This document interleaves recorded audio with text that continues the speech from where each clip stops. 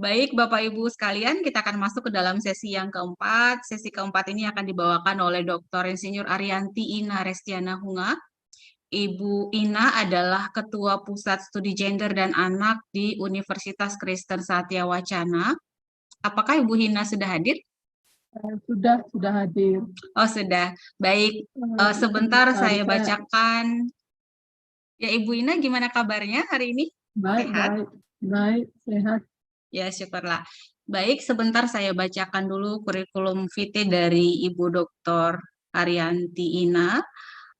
Dr. Insinyur Arianti Ina, dikenal dengan nama Ina Hunga, adalah seorang peneliti dan ketua di Pusat Studi Gender dan Anak UKSW Salatiga, merupakan pendiri dan menjadi sekretaris umum Asosiasi Studi Wanita Gender dan Anak se-Indonesia, dan menjadi pengajar di Fakultas Ilmu Sosial UKSW dan program Pasca Sarjana untuk mata kuliah terkait gender dan feminis, teori sosiologi, metode penelitian perspektif feminis, gender, dan pembangunan berkelanjutan. Penelitian dan pengabdian masyarakat yang dilaksanakan terkait topik-topik inovasi, kemiskinan, lingkungan, industri kreatif, berbasis pengetahuan lokal, pembangunan berkelanjutan, dan masih banyak lagi. Sejak tahun 2018, Ibu Ina melakukan riset dan aksi di Sumba Timur dan Sumba Tengah terkait inisiasi model pengembangan ekonomi kreatif perempuan berbasis kearifan lokal pada tenun ikat dan pahikung.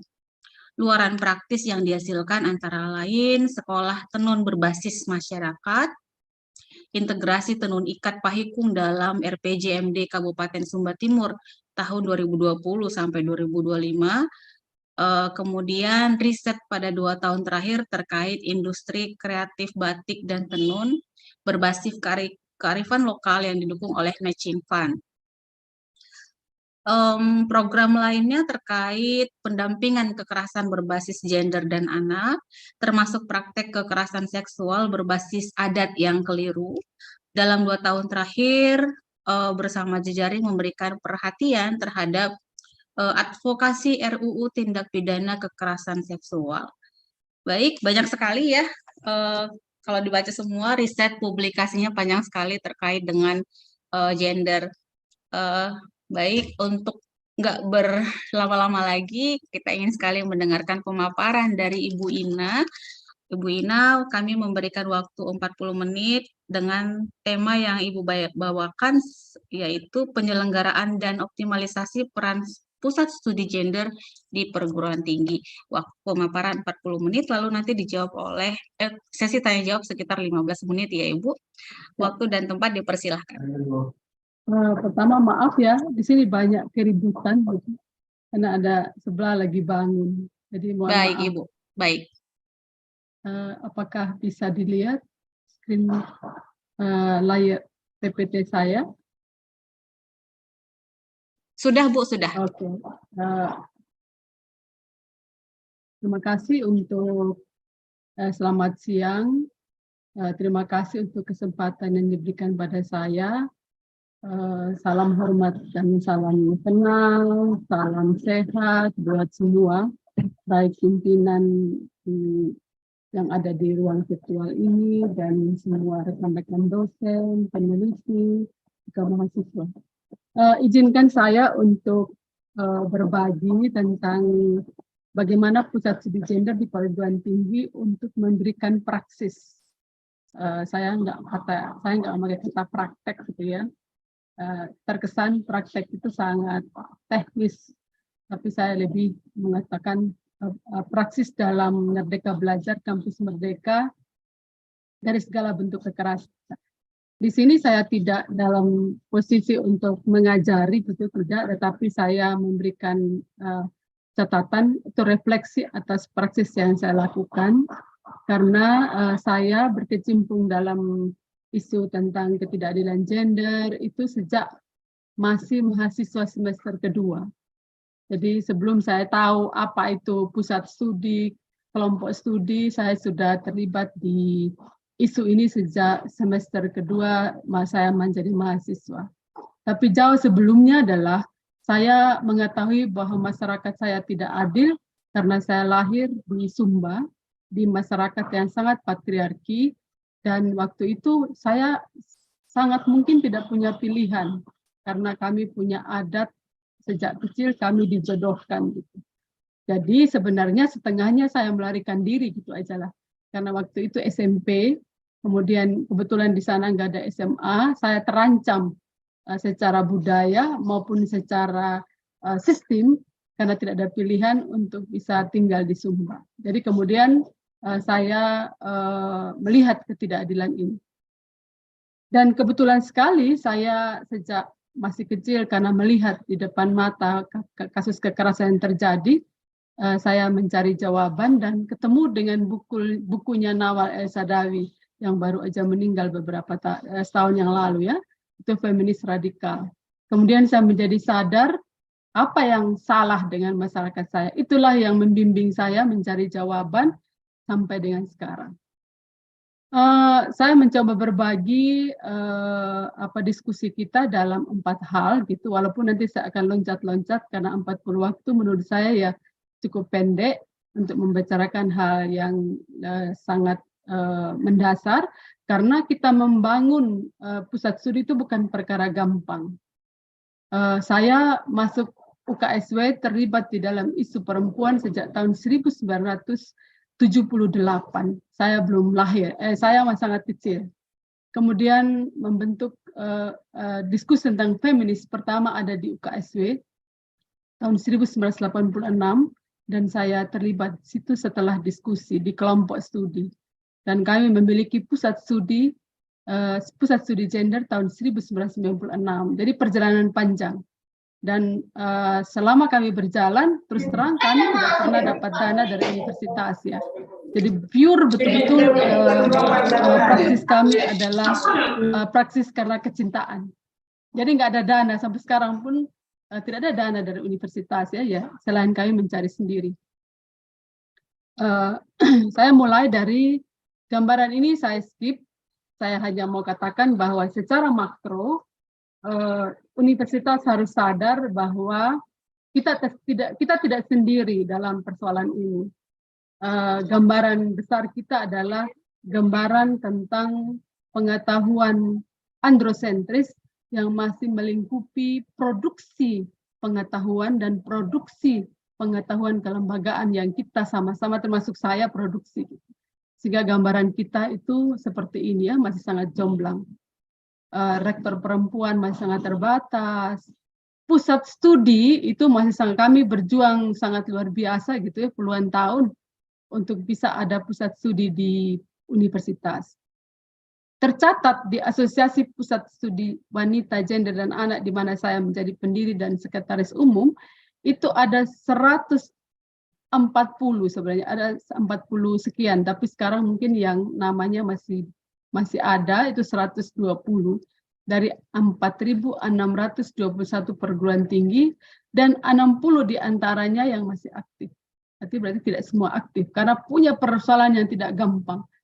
Tadi saya dengar tentang dana lah, itu bagian dari kesulitan adanya pusat studi gender. Makanya di tempat kami sejak berdiri tidak pernah mendapat duit untuk bisa running kegiatan ini. Kalau bukan karena kecintaan, mungkin udah mati lama. Nah, kita juga tahu bahwa di tengah gambaran makro ini, kita hadir sebagai satu kekuatan yang mungkin tidak punya kekuatan kalau tidak bersama-sama untuk membangun ekosistem kampus merdeka dari segala bentuk kekerasan. Padahal yang lain, kita punya mitos di perguruan tinggi. Orang bilang ada apa dengan perguruan tinggi, nggak ada masalah kok. Kalau dilihat dari jumlah mahasiswa, sebagian besar perempuan, mereka punya rata-rata IP tinggi, mereka cepat lulus gitu ya. Tetapi kalau kita cermati, begitu mereka keluar, mereka ditelan bumi. Nggak tahu kemana mereka itu. Nah, ini menjadi PR. Tentunya di sisi yang lain, kita mau membongkar ini ya. Pada saat juga kekerasan seksual terbanyak terjadi di perguruan tinggi, kita menjadi terhentak. Betapa di tempat yang kita katakan kita menimba ilmu, belajar tentang kemerdekaan berpikir, ternyata yang kita produksi adalah kemerdekaan kekerasan juga gitu. Bukan kemerdekaan kekerasan atau tirani kekerasan yang kita bangun. Gitu. Nah, oleh karena itu kita punya persoalan yang tidak simpel gitu. Kalau kita bilang perguruan tinggi, sebenarnya kita bekerja dengan tangan sistem dan struktur. Karena nggak ada gunanya salah satu atau dua dosen atau 10 bahkan 50 yang memiliki perspektif gesi yang bagus, tetapi dia nggak memiliki akses untuk merubah struktur dan sistem di perguruan tinggi. Oleh karena itu, 4 hal menjadi penting kita bahas, yaitu bagaimana kurikulum dan perangkatnya, bagaimana penelitian, bagaimana tata kelola, dan bagaimana jejaring. Saya mulai dengan kita berefleksi, termasuk saya ya, berefleksi. Bagaimana kita belajar dengan mekanisme produksi sains. Bagaimana sains bekerja menciptakan ketidakadilan gender. Yang bahkan saya sendiri itu juga menjadi bagian di dalamnya. Karena saya adalah produksi sains dengan kacamata lama. Oleh karena itu, kita bersama-sama, termasuk khususnya saya, itu belajar membongkar gimana tahu kerjanya sains. Gitu. Nah, pertama sekali saya menyadari bahwa sains itu memang pengetahuannya sangat androsentris. Pertanyaannya apakah salah? Tidak salah. Karena sebagian besar yang bekerja di sains adalah laki-laki. Dan mereka tumbuh dan berkembang dengan budaya akademik yang sudah dikonstruksi oleh secara gender. Bahkan saya sendiri pun itu juga, walaupun kelamin saya perempuan, tetapi saya tetap memproduksi pengetahuan dan karya bahkan inovasi yang androsentris pula. Tanpa saya sadari gitu. Karena itu adalah kerja sains. Kerja sains yang berangkat dari pengetahuan-pengetahuan dominan tentang ukuran-ukuran dominan yang kita kenal dengan ukuran maskulin. Nah, sebelum masuk ke situ, saya mau katakan ini wajah yang kita sama-sama alami. Jadi makanya sekarang ini perguruan tinggi menjadi sorotan. Karena ternyata kekerasan seksual itu sebenarnya bukan hanya terjadi di keluarga gitu. Yang salah itu bukan keluarga saja, tapi saya itu bagian dari perguruan tinggi banyak salahnya. Karena kekerasan seksual itu di lembaga pendidikan justru paling banyak terjadi perguruan tinggi. Nah, oleh karena itu menjadi PR saya juga bagaimana universitas itu terbebaskan dengan ini. Jadi mitos itu bahwa perguruan tinggi tempat kita belajar etika, tempat kita belajar nilai-nilai kedamaian, itu menjadi mitos dari kalau begini terus terjadi. Karena apa, di rumah kita ternyata bukan rumah yang aman, justru mahasiswa kita belajar tentang kekerasan gitu. Karena mereka juga memproduksi kekerasan pada saat mereka lulus gitu. Nah, oleh karena ini PR besar bagi kita, termasuk saya gitu, karena bagian dari lembaga pendidikan. Oke, sekarang kita mengenal di mana toh sembunyinya di mana tempat bersembunyinya peluang-peluang kekerasan di perguruan tinggi yang harus kita bongkar sama-sama agar kita menjadi sensitif. Saya berpotensi juga menjadi pelaku dan berpotensi menjadi korban. Dan kita semua tidak pernah sadar kapan kita menjadi korban, bahkan kapan kita menjadi pelaku. Karena itu bisa terjadi. Dari refleksi saya, domain potensi bisa terjadi kekerasan itu bisa di mana aja. Mulai dari pendidikan dan pengajaran, baik itu bersembunyi dari penelitian dan pengabdian masyarakat, dan menjadi sarang kita menjadikan justifikasi karena kerja-kerja sains. Dan kita mengatakan itu sebagai justifikasi keilmuan. Apalagi kalau kita pakai alasan epistemologi, itu menjadi kartu mati bagi terutama mahasiswa kita atau korban. Nah, persoalan di perguruan tinggi menjadi sangat rumit karena di perguruan tinggi itu ada relasi kuasa yang berlapis-lapis. Misalnya nih, contoh sederhana, ada mahasiswa saya, sudah perempuan, sudah dari keluarga miskin, tubuhnya disabilitas lagi, IP-nya rendah lagi, posisi yang berlapis-lapis ketergantungan. Pada saat dia butuh beasiswa, dia ketemu dengan wali studi. Mungkin dia ketemu dengan Kaprokdi. Pada saat dia butuh nilai, mungkin dia ketemu dengan dosennya. Pada saat dia membutuhkan uang, mungkin dia ketemu dengan siapa aja yang punya kuasa memberikan dia uang. Jadi jebakan-jebakan karena relasi kuasa itu sungguh berlapis-lapis. Pertanyaannya adalah, apakah kita sadar gitu? Jadi saya ini sebagai dosen, apalagi saya dosen senior, pendidikannya sudah doktor, mungkin jadi ketua pusat studi, mungkin saja saya jadi wali studi, saya jadi kaprodi, saya memiliki jebakan kuasa ada 5 lapis untuk menjadikan target korban saya itu sangat mudah bila saya tidak memiliki sensitivitas untuk melihat itu. Oke, kalau kita menjadi sadar bahwa sistem kita itu banyak terselip potensi untuk menyembunyikan aksi-aksi kekerasan kita di balik tata kelola, di balik pendidikan, di balik penelitian dan seterusnya, tentu kita menjadi tahu apa ya, kenapa itu terjadi. Nah, oleh karena itu pada saat kita membuat satu pusat studi, ya kita harus bertanya dulu, ini sebenarnya hutan rimba apa yang kita akan temui? Apa spirit untuk kita bekerja? Kalau kita nggak menemukan spiritnya, seperti saya bilang, pusat studi itu hanya tinggal SK, dan kemudian setelah itu mati. Karena kita nggak memiliki muara untuk menemukan spirit itu sendiri. Oleh karena itu, peta persoalan dan menemukan akar masalah itu adalah sesuatu yang sangat mendasar pada saat kita memulai, baik itu pribadi maupun itu lembaga. Oleh karena itu, panggilan peran strategis pusat studi gender itu harus mulai dari akar. Dia harus memulai dari memahami akar persoalan itu sendiri. Nah, oleh karena itu, sebagai pusat studi gender, saya memulai dari kelompok studi sampai butuh lebih dari 10 tahun menjadi pusat studi, itu mulai dari memahami apa itu rantai pengetahuan sains yang kita bangun sehingga kita perlu untuk merubah rantai ini. Saya mulai dari ilustrasi, saya dan suami saya, sangat simpel. Saya dan suami saya.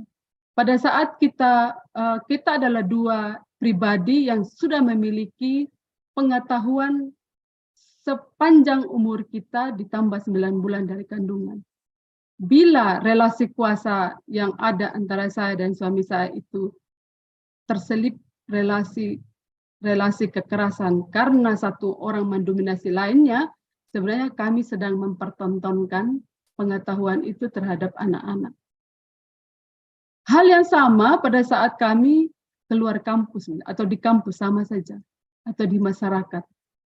Jadi artinya kita sedang memproduksi pengetahuan kekerasan dan inovasi kekerasan dalam waktu yang bersamaan di dalam sistem kita. Oleh karena itu, bila kita tidak mengerti agen-agen, jejaring-jejaring, habitus-habitus yang ada di sini, berarti kerja kita akan susah untuk bisa merubah rantai-rantai awal ini, yang rantai kekerasan menjadi rantai-rantai yang penuh kedamaian.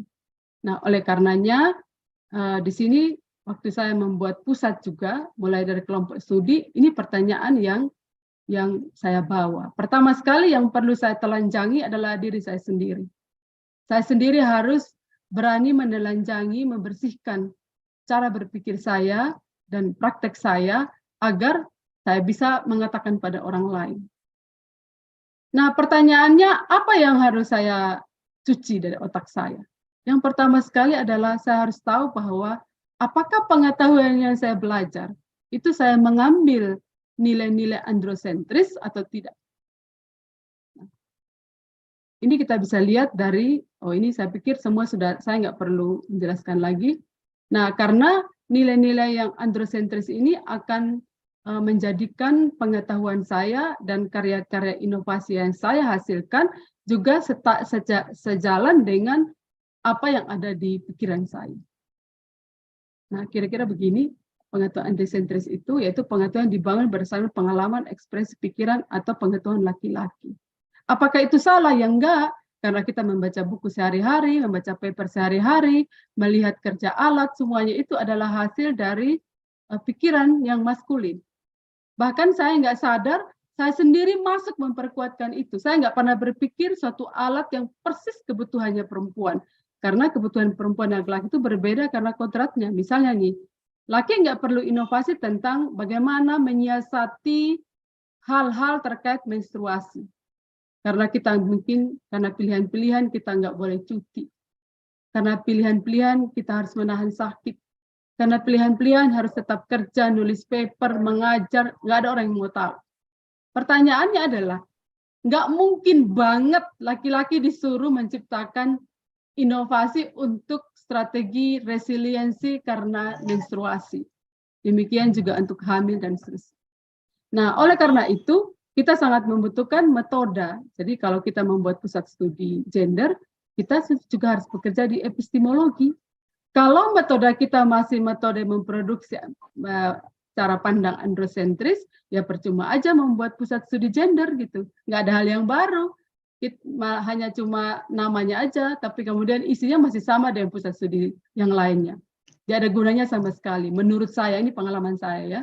Jadi ciri khas dari pusat studi gender adalah pusat studi yang memproduksi cara-cara baru, mulai dari paradigma, epistemologi, dan aksiologi.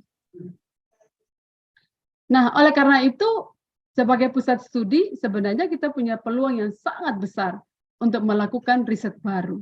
Karena kita berangkat dari riset-riset yang buta gender, netral gender, dan bias gender. Kemudian kita menggunakan kacamata baru untuk menghasilkan karya-karya baru untuk perempuan dan bagaimana untuk laki-laki, untuk anak, untuk kelompok marginal lainnya yang terpinggirkan dalam sistem. Jadi belum tentu riset-riset yang adil gender itu hanya untuk perempuan, tapi juga bisa untuk laki, untuk perempuan, untuk anak, untuk disabilitas. Siapa yang terpinggirkan dalam sistem, itu yang menjadi pokok perhatian kita. Nah, oleh karena itu, saya mengajak pada pusat studi gender di Nomensen, demikian juga pusat studi gender yang lain, karena ini bukan hal ringan, mari kita menggunakan kacamata baru untuk melihat realitas dari kacamata yang berbeda. Sehingga kita mampu melihat kebutuhan dari setiap orang yang ada di sekitar kita, mahasiswa kita, teman dosen kita, pimpinan kita, dengan perbedaan gender yang dikonstruksi oleh lingkungan kita. Nah, bagaimana menemukan isu gender? Menemukan isu gender itu seperti saya bilang, karena kita bekerja pada tradisi kerja sains, sebenarnya kita bisa menemukan itu di semua proses, mulai dari paradigma, konsep, dan metodologi. Nah, oleh karena itu, pendekatan dari penelitian yang dilahirkan oleh pusat studi gender sebenarnya cost cutting issues. Karena gender itu bukan sesuatu yang melayang-layang di atas langit, tetapi dia touch dengan semua entitas yang melekat. Contoh, Inahunga. Inahunga kira-kira punya konstruksi seperti apa? Pertama sekali, saya memiliki konstruksi gender karena kelamin saya. Karena perempuan. Tetapi kedua, karena saya ada lahir dan besar di Sumba. Kemudian saya lahir dan sudah menjadi Kristen karena keluarga saya Kristen. Kemudian saya dikenakan konstruksi lain karena saya di daerah 3T, tertinggal, terbelakang, terisolasi. Nah, semua entitas yang melekat pada saya itu menjadi penciri dalam konstruksi gender yang ada pada saya.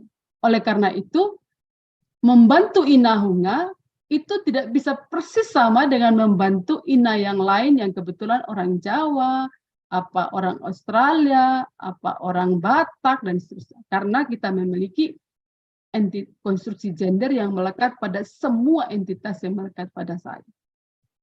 Nah, seperti ini, seperti kue lapis. Jadi gender itu bukan jenis kelamin saja, tapi jenis kelamin yang melekat pada semua entitas yang melekat pada seseorang.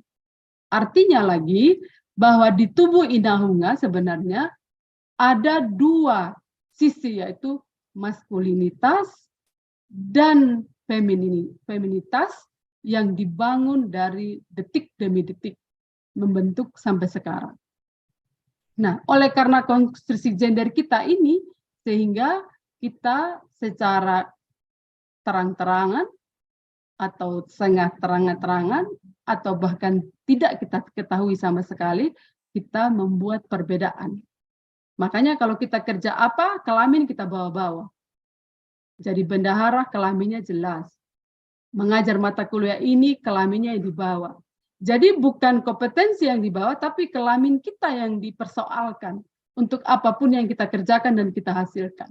Jadi sudah ada simbol. Ini kelaminnya perempuan, ini kelaminnya laki, dan seterusnya.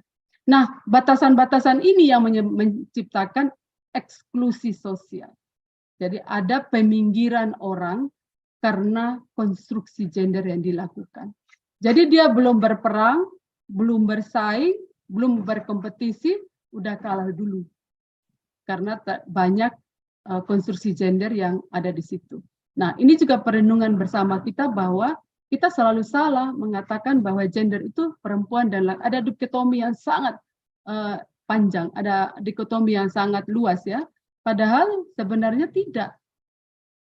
Nah, oleh karena dikotomi yang sangat luas tadi, setiap pribadi itu dipaksa untuk, kalau kelaminnya perempuan, dipaksa untuk lebih mengeksplor pengalaman-pengalaman tentang feminin.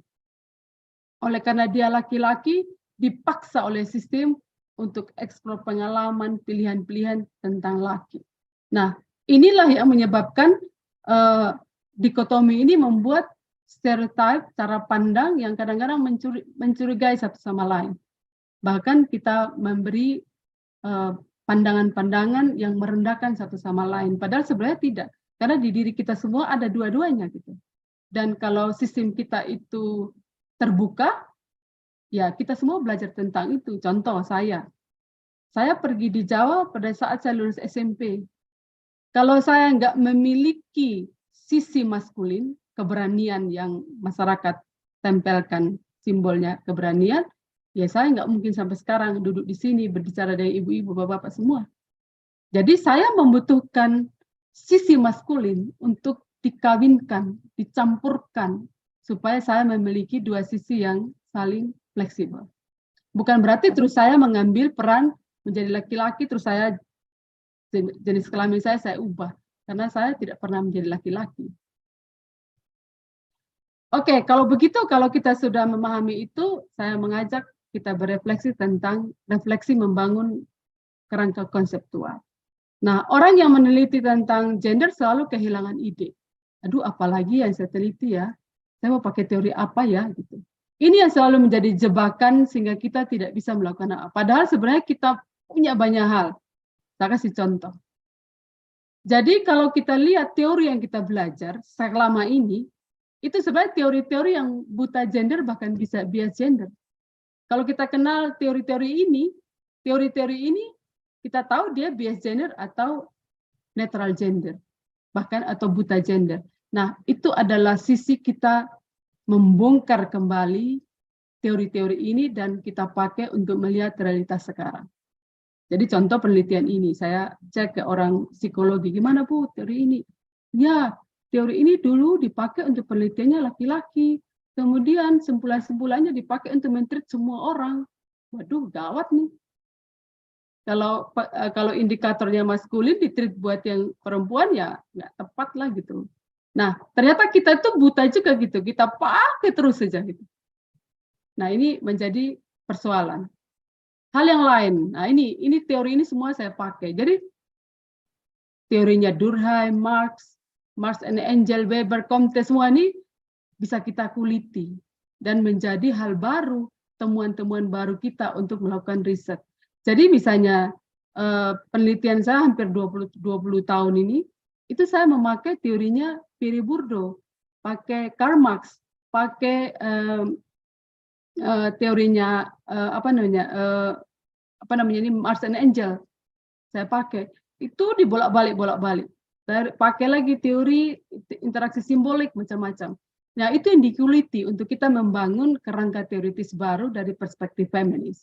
Jadi feminis itu tidak bangun teori baru, dia tetap pakai teori-teori yang ada, hanya dia beri kritik dan kemudian dia bangun kerangka pemikiran baru. Artinya pusat studi gender itu terlalu kaya dari sisi pertanyaan ontologi. Kita terlalu kaya dari pertanyaan ontologi. Nah, sama juga kita sekarang membongkar ini teori ekologis kemarin yang kami berkesempatan memberi masukan untuk DPR untuk memberi kerangka pada undang-undang TPKS yang sudah disahkan.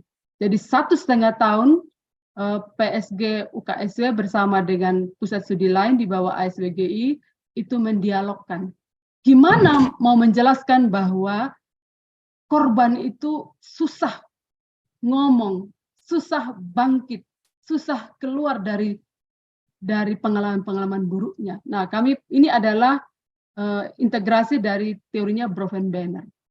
Kalau kita belajar teori sistem sosiologi, kita masukkan di sini, kita akan tahu bahwa seorang korban itu memiliki, seperti kita juga, saya memiliki layer-layer pengetahuan, refleksi, karena saya itu hidup di berbagai layer sistem. Itu yang sifatnya mikrosistem, mesosistem, makrosistem, dan kronosistem. Artinya kalau ini aja kita pakai untuk jadikan satu fokus riset di pusat studi gender, nggak akan pernah habis-habisnya. Untuk kita pakai ini. Kita akan memberi kontribusi yang luar biasa bagi bangsa ini. Bagaimana kita membuat model pencegahan dan pemulihan korban. Pakai ini saja nggak habis-habisnya. Kita bisa berbagi, siapa yang mau belajar tentang mikrosistemnya, mesosistemnya, makrosistemnya, kronosistemnya. Nah, yang mau kita katakan bahwa saya ini sebenarnya sangat berpotensi menjadi pelaku kekerasan. Karena sejak kecil di mata saya itu menyaksikan dengan mata kepala sendiri kekerasan terjadi sampai ada seorang perempuan yang mati dipukul dengan palang pintu. Palang pintu di Sumba itu sebesar tangan saya ini. Artinya memori itu sudah masuk di kepala saya menjadi pengetahuan yang sudah menjadi keras, berkarat. Gitu. Nah, sehingga kalau kita mau untuk pulih, begitu lama. Saya harus sentuh sisi ini, dan seterusnya. Nah, ini kalau dibelah lagi, saya mendapat hibah tesis, dapat 16 hibah tesis dengan menggunakan ini. Jadi mendapatkan 16 hibah tesis dan bisa mengkonstruksikan ini untuk membangun frame bersama teman-teman yang lain untuk memperkaya UU TPKS. Artinya kerja dosen ini sebenarnya sangat banyak peluang gitu. Kalau kita membuat hibah tesis, hibah disertasi, satu dosen 5. Nah, kalau misalnya ada 5 dosen yang ngajar di pasca, udah berapa tuh? Sudah 25 per tahun. Nah, ini yang saya pakai kami pakai untuk mengkaji satu topik tentang PPKS. Ini kerangka teorinya. Silakan digunakan kalau tepat, kalau tidak tepat, yaitu menjadi ruang Bapak Ibu untuk berkreasi. Karena kita berselancar dalam teori, kalau kita tidak menemukan untuk apa gitu. Dan seterusnya. Nah, kalau begitu bagaimana kita mengikat? Mengikat dalam satu konsep. Teori-teori tadi bisa kita ikat dalam konsep yang saya sebut dengan GESI. Gender Equality and Social Inclusion. Jadi artinya apapun yang pertanyaannya kenapa toh Ina kok gaya pakai SI gitu. Karena kita sudah berjuang ya tentang gender itu sudah 20 tahun lah kira-kira. Tapi nggak berpindah kemana-mana gitu. Kita butuh teman untuk berjuang, yaitu kita pakai pendekatan interseksional. Yaitu bagaimana kita kaitkan dengan sosial inklusi agar kita bisa merubah pendekatan kita menjadi pendekatan yang bisa mengkait dengan isu lain secara bersamaan. Nah, ini saya cut aja, satu lain kali kita bisa diskusi. Oke, bagaimana kita memulai? Bagaimana kita memulai? Nah, ini kebetulan di Nomensen akan membangun pusat studi gender dan anak. Saya pikir ini satu hal yang sangat positif, karena tidak gampang, tidak semua universitas memberi perhatian, bahkan yang sudah ada pusat studi gender itu dimatikan. Jadi ada di perguruan tinggi lain, itu pusat studinya udah hilang. Udah nggak ada namanya sama sekali. Masih untung kalau merger. Nah, saya pikir ini menjadi sangat penting bagaimana kita memulai.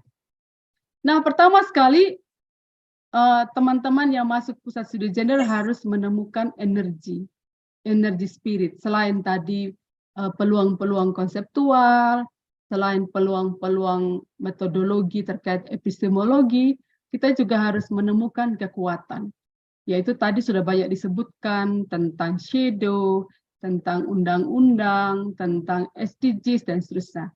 Nah, yang mau saya katakan adalah Bapak Ibu kita semua, bumi kita cuma satu. Jadi, kalau kita tidak membangun SDM yang mengedepankan keadilan, rasa kasih, kita bisa baku hajar satu sama lain. Bumi kita cuma satu, nggak ada pilihan yang lain. Kalau kita terlalu rakus gitu ya, rakus untuk mencari, kita nggak kasih tinggal orang lain. Pandemi mengajarkan kita satu hal yang sungguh luar biasa, yaitu bahwa bumi kita satu. Kita sudah menyaksikan bagaimana sesama kita itu meninggal ya, meninggal dengan penjelasan yang bisa berbagai macam hal. Tetapi yang mau kita katakan bahwa kita tidak bisa kembali ke sebelum pandemi karena sistem kita sudah berubah. Sehingga cara-cara kita juga berkarya juga harus berubah. Nah, ini saya mengingatkan aja teman-teman yang di pusat studi gender ada 40 target yang kita bisa jadikan kontribusi untuk tahun 2030. Oke, saya masuk kepada perjuangan. Jadi ASBGI bersama Prof. Oki pada saat masih Dirjen ya, kami bersama-sama untuk bisa bagaimana pemeringkatan universitas itu dilihat dari GESI. Tapi pada saat mau launching, beliau diganti, jadi ya terpending. Tapi kita masih punya mimpi bagaimana dengan adanya Permendikbud, betul-betul ini bisa terrealisasi. Nah, yang mau saya beri poin adalah bahwa ekosistem produksi pengetahuan dan karya di pendidikan tinggi memang harus memiliki perspektif GESI. Karena di situ letaknya inti kemanusiaan, sehingga kita satu dengan yang lain bisa memberi respect dan bisa menjadikan kita saling berbagi dalam segala hal. Nah, oleh karena itu ada 4 poin yang menurut saya penting kita cari bersama atau kita temukan bersama dengan ciri universitas kita masing-masing.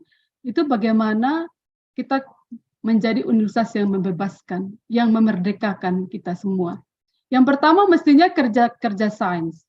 Nanti kalau pusat studi gender pasti akan berbicara itu, karena luarannya mesti penelitian, pengabdian masyarakat, dan bagaimana terintegrasi dengan pengajaran. Dan yang penting lainnya adalah tata kelola pendidikan tinggi. Jadi menurut saya, kalau ada wacana di Nomensen bisa mendukung dari sisi penganggaran, bagus banget. Bagus banget. Karena memang integrasi GESI atau mainstreaming GESI itu bukan, kalau nggak ada anggarannya ya percuma gitu. Terlalu banyak hal yang kita butuhkan untuk bisa menciptakan sistem. Hal simpel aja misalnya. Bagaimana ada ruang menyusui.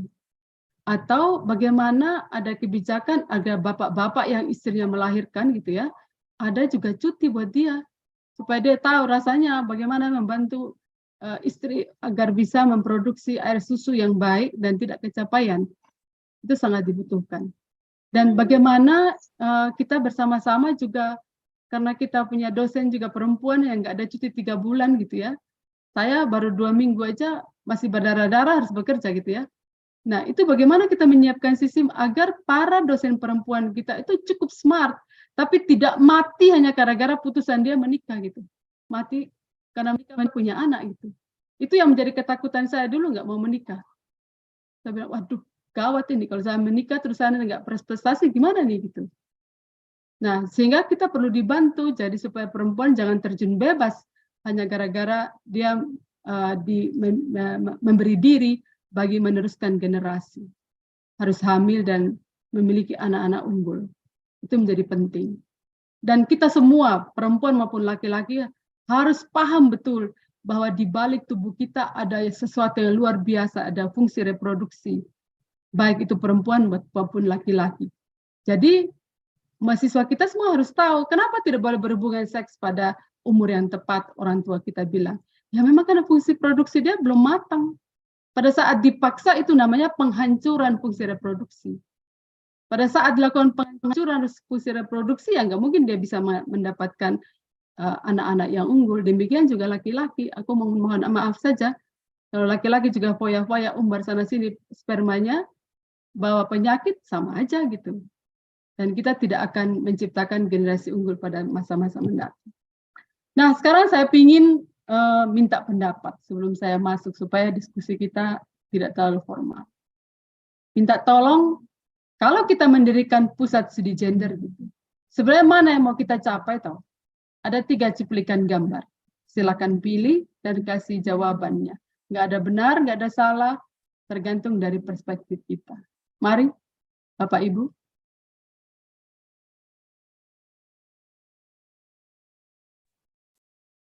Mari dipilih, moderator bantu saya.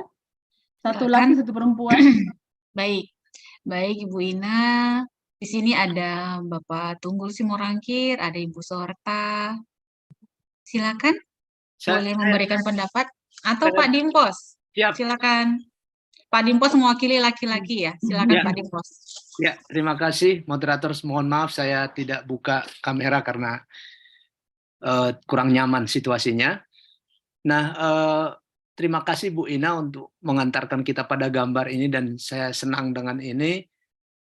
Dan kalau No Mention ke depan membangun gender equality dan social inclusion di kampus dan membuat pusat studi ini, menurut saya yang paling relevan adalah gambar yang di tengah ya.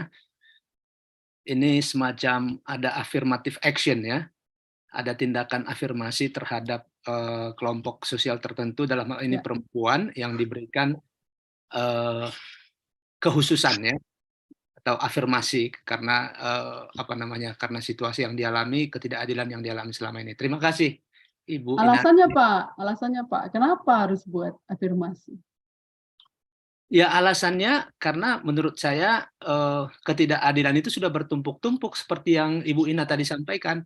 Ya, mulai dari kurikulum, mulai dari cara pandang, paradigma, kurikulum, kemudian hasil teori-teori yang kita kenal selama ini, semuanya kalau menurut penjelasan Ibu Ina tadi sangat bias sangat bias maskulin gitu, sangat maskulin gitu. Nah, jadi saya kira memang harus ada tindakan afirmasi seperti digambar di tengah ini. Ya. Nah, tapi ada satu tambahan, Prof.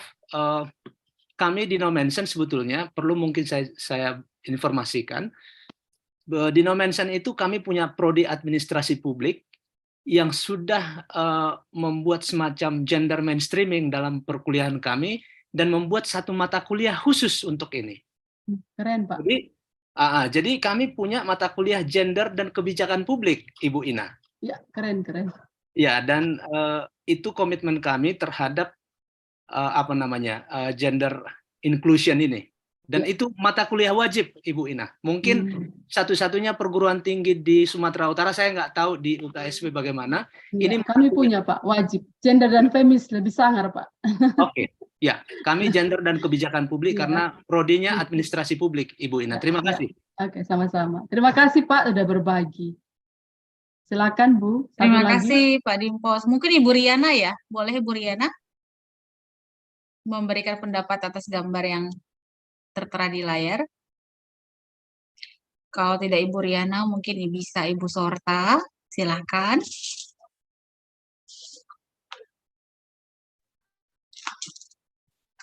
Ayo Ibu, diberi kesempatan.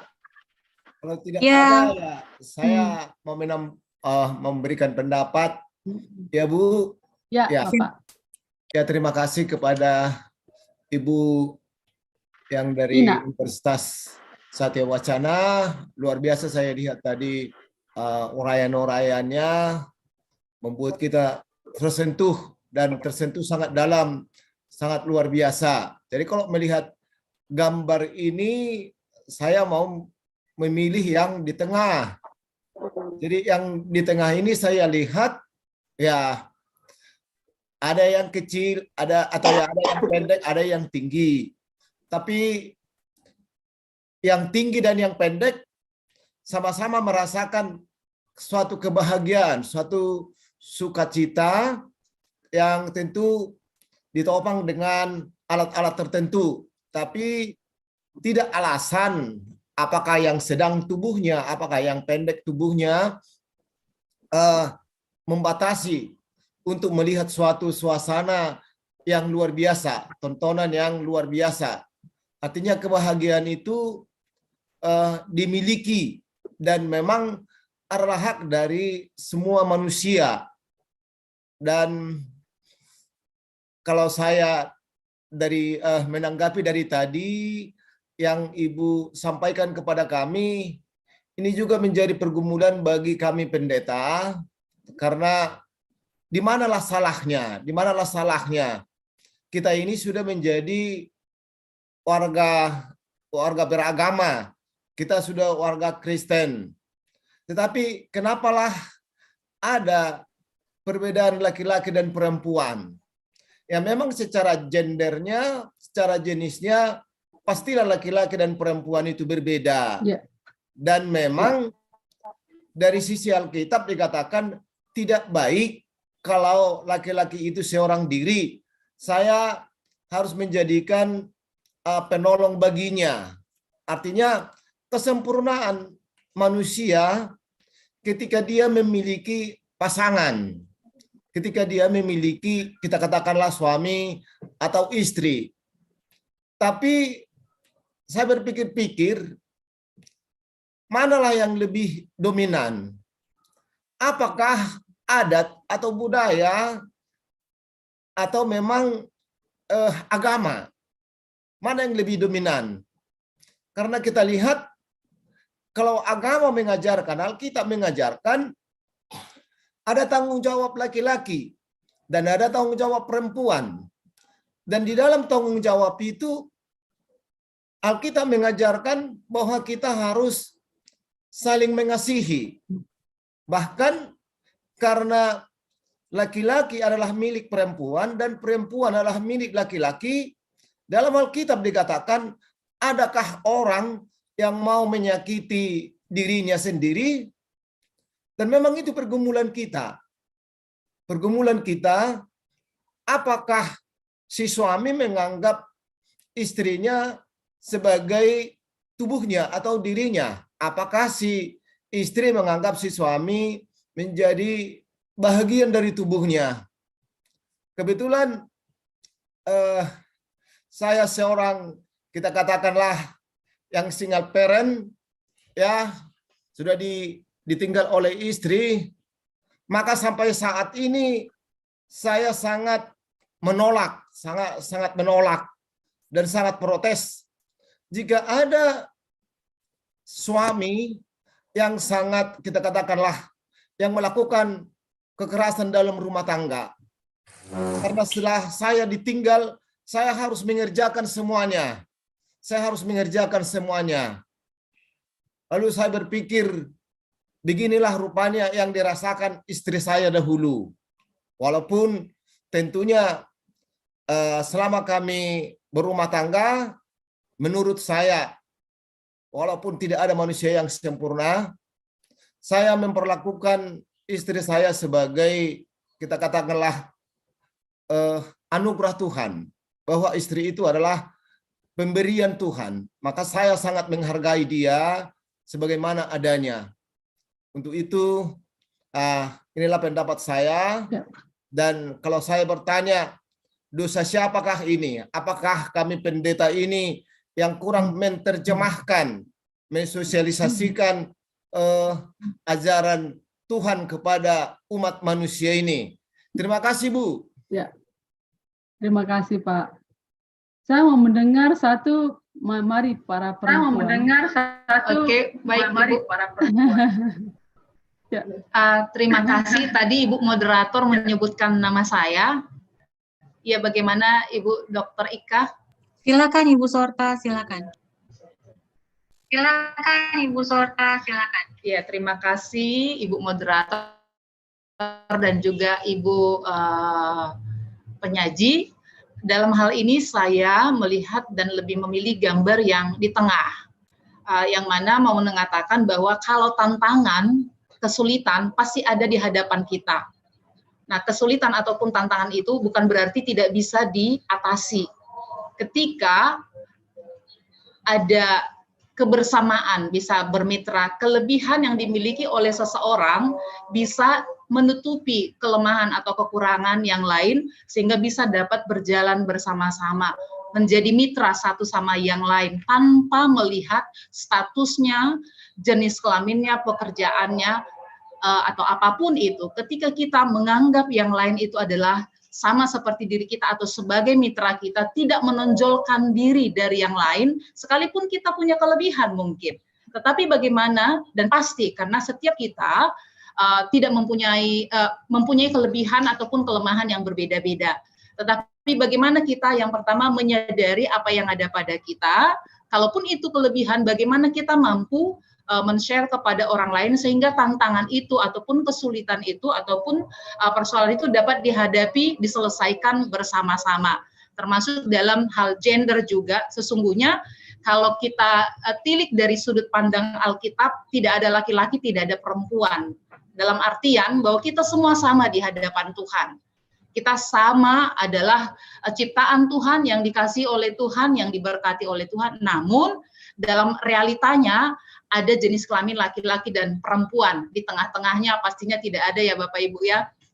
Jadi bagaimana baik laki-laki atau perempuan bisa saling mengisi satu sama yang lain. Kekurangan yang lain bisa ditutupi oleh kelebihan yang lain dan sebaliknya.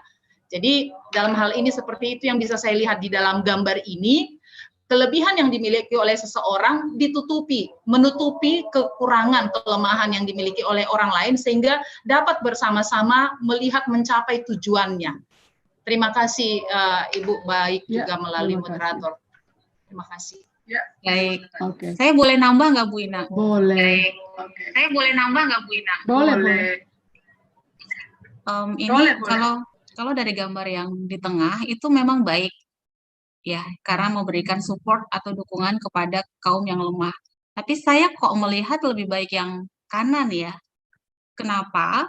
Karena di gambar paling kanan itu tidak ada penghalang kepada siapapun gitu, baik kepada orang yang tinggi, yang sedang, atau yang rendah. Siapapun boleh menonton pertandingan kalau dia mau gitu, karena tidak ada penghalang di situ gitu. Jadi saya menilai akan lebih indah kalau penghalang itu tidak ada, batasan-batasan itu tidak ada, sehingga setiap orang bisa berkembang dengan lebih baik sesuai dengan apapun yang dia inginkan, tapi dalam konteks yang positif. Demikian Ibu, terima kasih. Luar biasa ibu-ibu dan bapak ini kalau berkolaborasi udah sempurna nih. Oke, semua tidak ada yang salah, semua benar. Nah, saya juga berbagi refleksi. Sebenarnya saya mau menjelaskan diri saya juga ini sebenarnya. Saya mulai dari ilustrasi yang sangat simpel. Jadi saya itu berangkat dari peneliti asli, kemudian harus mengajar. Jadi saya peneliti yang nyambi ngajar. Saya mulai dari cara pandang saya yang paling kiri. Jadi perjalanan saya ini sebenarnya tiga-tiganya. Saya mulai dari pertanyaan yang paling kiri. Pada saat saya mengajar, saya memiliki kuasa untuk memberikan pada mahasiswa saya sesuatu untuk membantu. Fokus saya waktu itu melihat permainan sepak bola. Jadi pembahasannya permainan sepak bola. Nah, terus saya bilang, saya tidak memperhatikan dengan cermat, ternyata ini anak tiga ini mempunyai tinggi yang berbeda.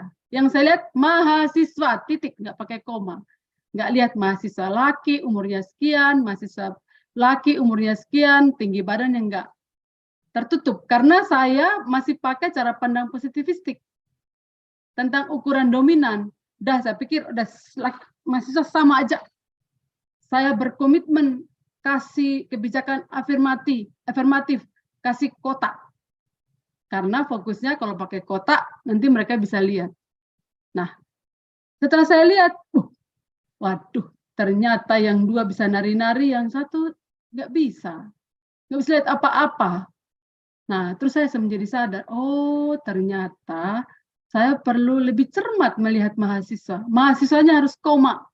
Mahasiswa laki-laki umur sekian, tinggi badan, berat badan. Oke. Saya melakukan perubahan nih. Setelah saya riset lagi, kan penelitian saya itu kan hasil kesimpulan diaksikan, kemudian saya riset ulang. Oke, kalau begitu ada mahasiswa di kelas ini ternyata nggak bisa menikmati kuliah saya, dia nggak tahu nih. Sama dengan sepak bola dia nggak lihat. Jadi kuliah saya aja bablas aja gitu. Makanya dia dapat E aja gitu. Terus saya melihat, aku harus merubah sesuatu. Saya sekarang lebih teliti. Definisi tentang mahasiswa saya rubah. Nggak bisa Kemudian definisi ruang saya rubah. Terus definisi kebutuhan saya rumuskan. Nah, terus saya datanglah kepada yang besar ini. Dek, coba kau turun di bawah. Coba berdiri. Bisa lihat tidak? Lihat. Bagaimana kalau kota ini saya angkat? Saya ambil. Boleh tidak? Oh, boleh Bu, karena saya itu bisa lihat. Oke. Satu tahap selesai. Karena dalam kelas kita ada banyak mahasiswa. Jadi ada yang jenis ini juga saya harus datangi, advokasi gitu. Nah, sekarang saya punya masalah baru. Dua orang ini yang agak tengah sama pinggir belum tentu mau dikasih satu, mau kasih dua. Saya datangi lagi menjelaskan. Kenapa dia butuh satu tok. Jadi boleh nggak satu ini saya kasih yang kecil? Dengan segala pergumulan, oh boleh. Coba berdiri dengan satu, bisa nggak? Oh bisa. Berarti kalau saya kasih ini ke yang satu, boleh nggak? Boleh. Dia berdirilah. Wah, aku seneng nih. Ternyata masyarakat di kelasku senang semua. Bisa nonton sepak bola. Tapi saya nggak sadar, saking senangnya si anak ini bisa jatuh. Anak ini bisa jatuh. Baik kalau hanya patah kaki. Kalau mati saya dari orang tuanya. Terus saya melihat, oh ternyata bukan hanya keadilan, tapi juga butuh keamanan.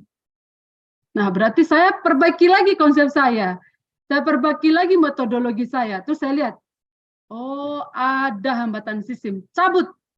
Saya datang ke ini. Gimana kalau kita sama-sama, yuk temboknya kita rubuhkan. Atau kita angkat. Advokasi lagi. Advokasi sama yang ini, sama ini, sama ini. Semua bilang, oh setuju. Ayo kita angkat. Jadi hambatan struktur, hambatan sistem kita angkat rame-rame. Kemudian, tapi kalau kita angkat, nanti kita nggak aman loh. Nanti bisa-bisa kena bola. Masalah lagi. Nah, ternyata kita butuh sistem baru. Yaitu di sini adalah jaring-jaring. Nah, demikian juga riset saya bercerita sendiri. Ternyata itu bisa saya terapkan di Pusat Studi Gender dan Anak. Sama saja. Artinya, target utama dari Pusat Studi Gender dan Anak adalah bagaimana berkontribusi membangun bukan hanya struktur berpikir individual di dalam, tetapi juga sistem dan struktur yang bisa membangun sistem yang adil dan aman nyaman. Nah, kira-kira begitu Ibu-Ibu dan Bapak-Bapak. Nanti kalau ada yang nggak pas, dikoreksi monggo. Jadi ini sebenarnya saya refleksi diri saya sendiri, bukan kemana-mana itu yang saya lakukan. Oke, itu juga yang membuat Pusat Studi Gender dan Anak sampai sekarang masih hidup, dan dia mengelola proyek mulai dari 5 juta sampai sekarang M, bunyinya M ya. Kami terakhir mendapatkan matching fund ke Dereka itu sekitar lebih dari 2M. Kenapa? Karena penelitian terus dikawal, dan kita semakin banyak butuh orang yang berbeda. Seperti di sini kita butuh orang arsitektur, mungkin kita butuh orang psikolog, kita butuh pendeta, kita butuh macam-macam. Sehingga kita bisa menghadirkan sistem baru. Dan bukan hal yang gampang, Kita pasti saya sendiri mulai dari kiri, baru ke tengah, baru ke paling kanan. Jadi jangan khawatir, apa yang kita pelajari dan kita bangun itu adalah tahap-tahap. Yang penting fokusnya ada. Nah, ini pilihan Bapak Ibu dan saya di dalam kita mengawal pusat studi yang kita bangun. Ada beberapa pilihan, bisa GC absen, bisa GC eksploitatif, bisa GC insentif, bisa GC accommodating, bisa GC transformasi. Nah, tergantung kita. Bisa kita lalui, itu pilihan kita ya. Dan saya memang tertarik yang GC transformatif. Bukan berarti yang lain nggak penting ya. Kita bisa mulai bagaimana caranya dengan kondisi. Misalnya pusat studi gender baru bangun, mestinya bagi saya ya ada anggotanya udah syukur luar biasa. Nggak gampang orang masuk pusat studi gender. Baru masuk saja dia udah dibilang, kamu kelaki-lakianmu hilang loh gara-gara pusat studi gender. Nah, kan aneh bin ajaib, kelaki-lakian kok diukur dari itu. Sangat direndahkan kelaki-lakian kalau diukur kayak gitu. Jadi dan seterusnya. Jadi orang ada jadi pusat studi gender bagi saya itu sudah sangat syukur luar biasa. Makanya dibutuhkan capacity building terus-menerus agar orang-orang yang masuk situ tuh memiliki kekuatan. Karena dia menghadapi sistem yang menyerang dia lagi gitu. Jadi saya ini terkenal pengacau. Salah ada dosen yang bilang langsung ngomong depan-depan, Ina, jangan deket-deket, jangan bergaul dengan istri saya loh. Nanti istri saya nggak bisa diatur loh. Ada juga dosen yang bilang gini, mahasiswa jangan bergaul dengan Ina Hunga ya, nanti kamu nggak bisa diatur.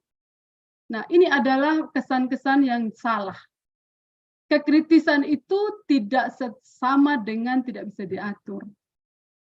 Jadi kritis itu tidak sama dengan bisa diatur, tapi kritis itu adalah bagaimana ruang dialog kita bangun agar resources yang ada di sekitar kita bisa kita berikan pada orang yang tepat dan orang itu merdeka, bertumbuh dan semakin kuat. Loh, kau butuh makan sehari 3 piring, ngapain 5 piring? Malah jadi gemuk, sakit, mati lebih awal. Jadi kalau makannya cuma 3 piring, ya makanlah 3 piring gitu. Kan kok nggak berarti 5 piring gitu kan. Yang 5 piring itu kasihlah pada orang yang tepat. Nah itu sama. Jadi gerakan tentang keadilan gender itu tidak mengambil apapun punya orang. Nggak mengambil apapun. Dia cuma bilang, Pak, Bu, selama ini kau menikmati hak saya toh? Kembalikan. Tidak ada yang kurang dari kau. Cuma itu aja. Jadi itu hal yang paling susah karena kita sudah terlanjur enak. Menikmati hak orang, kita terlanjur enak. Nah sekarang kita diingatkan untuk bisa jangan mengambil hak orang. Hak orang itu siapa? Mengambil hak orang-orang yang rentan, yaitu paling banyak adalah perempuan. Mahasiswa perempuan. Bukan berarti tidak ada laki-laki, ya bukan. Ada juga, tapi jumlahnya lebih kecil dari perempuan. Nah, kita harus membebaskan mereka ini gitu. Caranya gimana? Nggak mungkin cara lain kalau kita nggak ada kebijakan afirmatif. Kita harus, enak nggak? Nggak enak. Saya sendiri merasa sakit. Saya sendiri merasa sakit karena saya harus pertama sekali melucuti kekuasaan yang saya miliki sebelumnya. Oke, ini saya pikir itu. Nah, sekarang saya masuk, ini saya lanjut aja, nggak penting. Nah, ini saya mau bilang, ini Bapak Ibu. Tadi gambar yang perjalanan saya itu sebenarnya perjalanan ini. Awalnya saya hanya melihat manusia karena saya belajar dari cara pandang positivistik manusia titik. Nah, sekarang saya sudah tidak bisa begitu lagi. Saya harus melihat kapan pakai perspektif perempuan, kapan pakai perspektif gender, kapan pakai perspektif GC. Tiga-tiganya kita butuhkan. Contoh perspektif perempuan atau perspektif laki-laki. Butuh nggak? Butuh. Kan kita nggak bisa menjelaskan sperma kalau kita nggak pakai perspektif laki-laki. Kita nggak bisa menjelaskan menstruasi kalau kita nggak menjelaskan dari perspektif perempuan. Karena perempuan aja yang menjelaskan bagaimana menstruasi, bagaimana hamil, bagaimana menyusui. Perlu nggak perspektif gender? Perlu ya pada saat ibu itu melahirkan, ya butuh bantuan laki-laki. Sehingga ibu itu bisa menghasilkan ASI yang bagus. Bagaimana caranya bekerja sama? Makanya saya masih memimpikan punya bank ASI. Agar ibu-ibu yang dosen itu kalau rumahnya jauh, itu ada mahasiswa yang bisa membantu ngambil atau ada di kantor ada apa namanya alat pendingin untuk menyimpan ASI yang sudah dipompa, dikasih nomor-nomor gitu supaya bisa. Untuk apa? Karena ibu-ibu dosen kita itu harus stamina-nya harus bagus, harus selalu staff untuk bisa yang terbaik bagi mahasiswanya. Ya caranya gimana? Masa dia mau mikir susunya udah keras sampai berair-air suruh ngajar. Gimana caranya itu? Dan seterusnya. Nah, kira-kira begitu. Jadi sekarang saya berusaha, bukan berarti saya sudah selesai ya, bukan, sama sekali bukan. Saya juga harus tetap terus mengasah kepekaan saya agar bisa menjawab kebutuhan dari setiap orang yang sangat spesifik. Contoh, kebutuhan mahasiswa, disabilitas, sudah etnisnya minoritas, agamanya minoritas, itu pasti berbeda dengan mahasiswa lain. Kata siapa lah naik itu? Nah, kebetulan yang kedua, Apa? ini juga perjalanan penelitian saya. Dulu, karena saya belajar juga penelitian sejak muda, pernah dosen saya dari luar bilang gini, Ina, kau nggak usah mimpi merubah dunia. Kalau penelitian ini penelitian aja. Buat rekomendasi yang bagus, kasih itu, praktisi. Oke, siapa? Saya belajar, buat betul penelitian dengan baik. Kasih rekomendasi yang bagus. Ya, ternyata dia baca pun enggak. Jadi, apa yang dibayangkan oleh peneliti bisa diaksikan tuh enggak pernah terjadi. Oke, berikutnya saya pikir, wah kalau caranya begini, ini pusing kita. Dan sekarang saya mau buat penelitian research and development. Riset dulu, develop berikut. Jadi habis penelitian, pengabdian. Nah, ternyata jurangnya masih ada. Jadi apa yang kita riset, kadang-kadang kita lupa, perlu diriset lagi, dan seterusnya. Nah, kemudian sejak tahun 2010,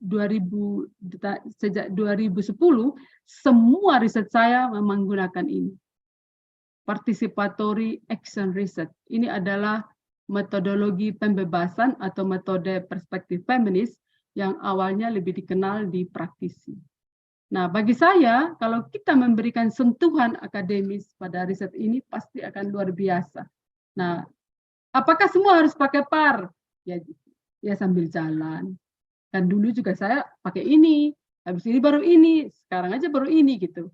Jadi sekali lagi riset itu tidak harus kaku, sambil jalan kita akan lakukan. Pertanyaannya kenapa PAR perlu saya lakukan? Karena PAR ini fokus pada kebutuhan untuk membebaskan subjek.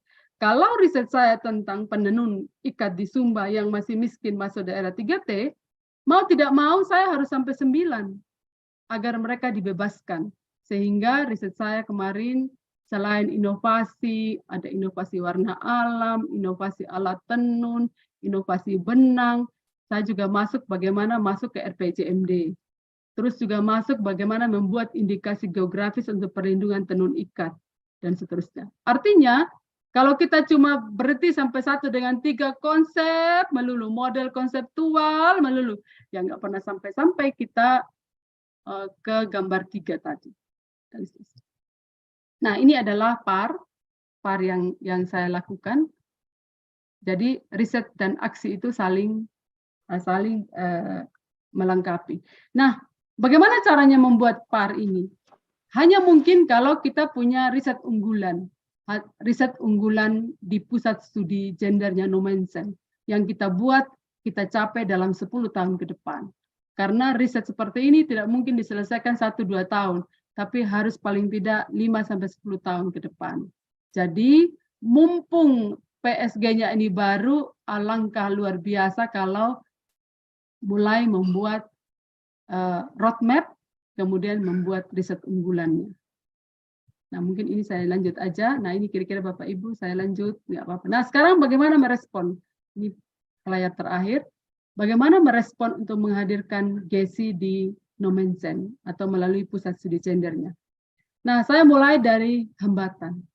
Seperti saya bilang tadi, sungguh luar biasa kalau PSG Nommensen nanti sudah ada SK, ada dukungan pendanaan, itu sungguh luar biasa.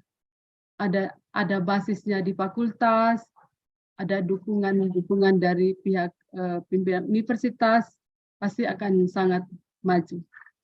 Nah, rata-rata PSG yang ada di Indonesia, karena saya di asosiasi, itu punya hambatan internal. Orangnya itu tidak banyak, dan kemudian mungkin tidak secara punya spirit yang sama untuk bisa mengawal isu yang tidak populer. Jadi orang kalau bilang isu gender langsung wah perempuan yang protes-protes, perempuan yang mau aneh-aneh kayak gitu-gitu. Jadi biasanya itu mereka mendapat hambatan internal. Kemudian juga punya hambatan pada lintas antar PSG. Ini mungkin menurut saya ini peninggalan kolonial ya kita ini. Jangankan antar PSG mau kerjasama, antar pusat studi dalam universitasnya jarang. Jangankan antar universitas, di dalam fakultas saja kita susah berkolaborasi. Ini peninggalan kolonial namanya. Jadi kita itu sebenarnya nggak pede untuk bekerja sama dengan orang yang berbeda. Yang kita cari itu yang sama gitu. Padahal kalau kita mau meneliti pengalaman saya, ya carinya yang beda. Kalau sama-sama untuk apa gitu? Apalagi sekarang platform riset yang bunyinya M itu setiap orang masuk di situ dia tanya luarannya, ngapain Ina masuk situ? Mengapa si Bu Sorta Sihombing masuk situ? Yang dikejar adalah luaran dan seterusnya.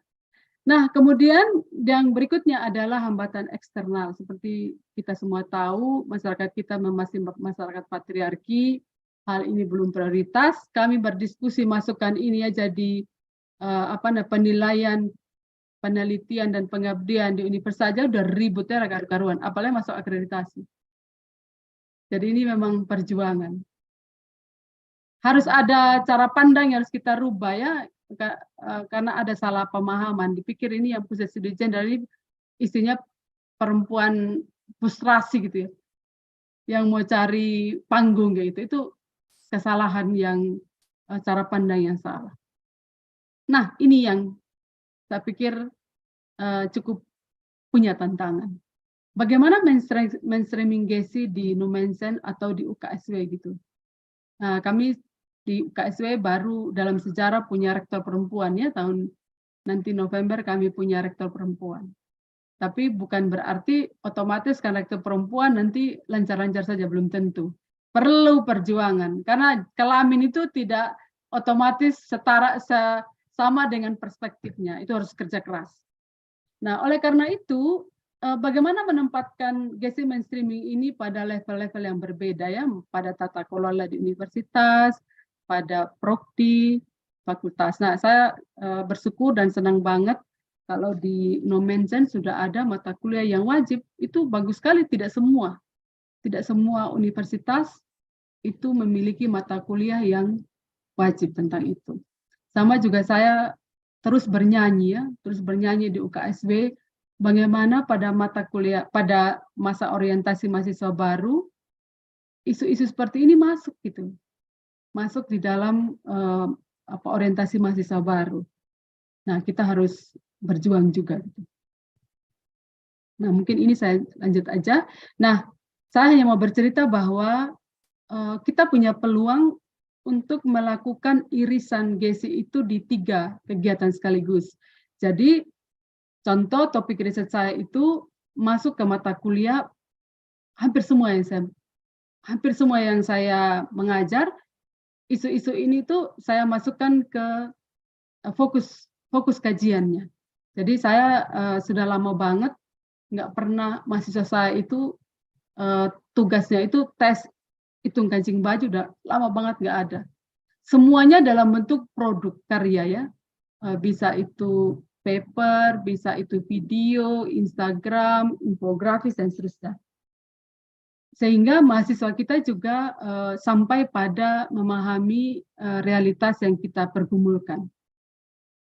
Nah, ini untuk tata kelola, saya pikir ini hanya gambaran umum aja sebagai perspektif ke depan.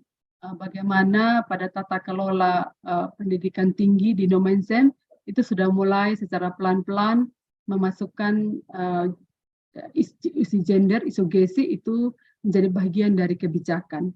Contoh di tempat kami, walaupun belum semuanya bagus ya, tetapi salah satu riset unggulannya itu terkait dengan gender. Jadi saya lekatkan kepada pembangunan berkelanjutan sehingga payung riset dari kami itu ada cantolannya. Kalau nggak ada cantolannya di universitas agak repot nanti. Gitu. Nah, mungkin ini integrasi GESI di pendidikan tinggi bisa di kurikulum, baik itu di universitas, baik itu di fakultas, bisa dicoba. Kalau di kami, hampir semua fakultas itu, kecuali yang eksakta, itu memiliki mata kuliah yang namanya udah jelas atau namanya belum jelas. Kayak di tempat saya itu, gender dan feminis, ada lagi gender dan pembangunan berkelanjutan, ada di teologi itu gender dan teologi, dan seterusnya. Itu ada. Tetapi memang masih membutuhkan satu kerjasama yang sinergi agar energi kami nggak terpecah-pecah. Nah, berdemikian juga di pengabdian masyarakat maupun penelitian, mumpung PSG ini masih baru, ya saya berharap ada topik-topik riset yang sudah mulai dirumuskan sebagai penciri khas dari Nomensen. Sehingga Nomensen memberi kontribusi yang berlapis-lapis juga gitu. Tidak hanya berbicara pada level yang abstrak, tapi sungguh masuk kepada sesuatu yang yang konkret. Seperti tadi Bapak Pendeta bilang, ini yang salah yang mana? Ya saya pikir kita salah semua, Pak. Jemaat juga salah, pendeta juga salah, semua kita salah. Jadi kalau orang bilang Tuhan Yesus itu laki-laki, saya nggak pernah memandang Tuhan Yesus itu laki-laki. Karena maaf kalau saya salah, Pak Pendeta ya. Saya selalu melihat bahwa betapa kecilnya kalau saya mengkecilkan Tuhan Yesus itu memberi kelaminnya gitu kira-kira. Nah, saya belajar dari Marapu ya, di Sumba. Sumba itu ada kepercayaan tradisi Marapu. Dia itu sampai tidak bisa, dia hanya mengatakan bahwa Tuhannya itu matanya besar, telinganya besar, dan Tuhannya itu ada di mana-mana. Saya bilang, wah indah juga ya. Kalau saya bilang Tuhan Yesus itu, saya nggak mau katakan dia berjenis kelamin. Karena kita tidak mampu mempersempit Tuhan Yesus itu hanya dalam kelamin tertentu. Tapi saya belajar dari Tuhan Yesus dua sisi yang, karena saya anggap dia feminis sejati, saya bisa belajar sisi maskulin dan sisi feminin dia yang dia bisa pakai secara lugas, secara frontal ya, dan mungkin juga transformatif pada zamannya.